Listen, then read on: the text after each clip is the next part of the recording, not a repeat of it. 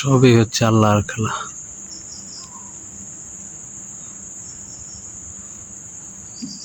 দশটার সময় দেখলাম ফুল চাঁদ, এখন দেখি অল্প একটু আছে। এটাও কিছুক্ষণের ভিতরে মনে হয় একবারে শেষ হয়ে যাবে।